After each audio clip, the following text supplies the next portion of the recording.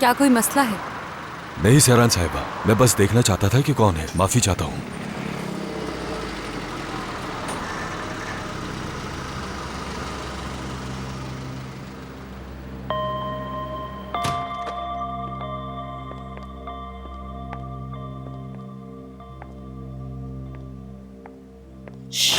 क्या मुसीबत है, जोर से बंद हो गया।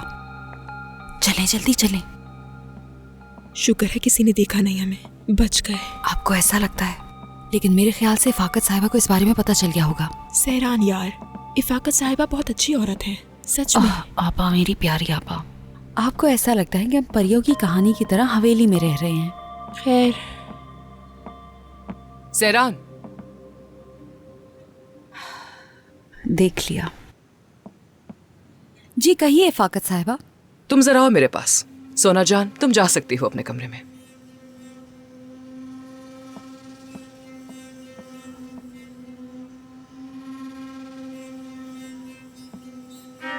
जी कहिए, सुन रही हूं मैं।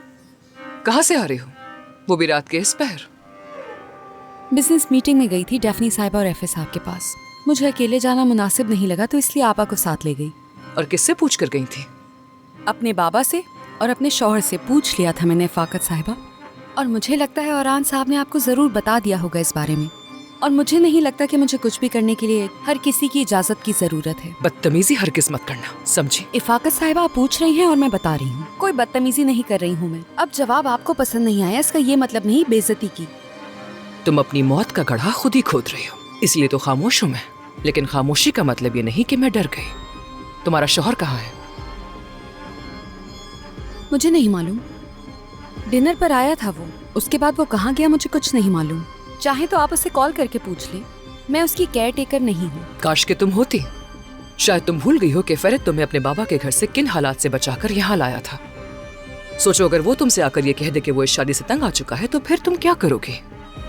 ये एक्सपेंसिव कपड़े, ये अयाशी, ये आजादी उसी की बदौलत तो है। और ये सिर्फ उस वक्त तक रहेगा जब तक वो तुमसे अलग नहीं हो जाता। यानी तुम्हारी आजादी सिर्फ उसके कुछ लफ्ज कहने की हद तक है। सोचा करो इस बारे में। खैर, अब तुम जा सकते हो।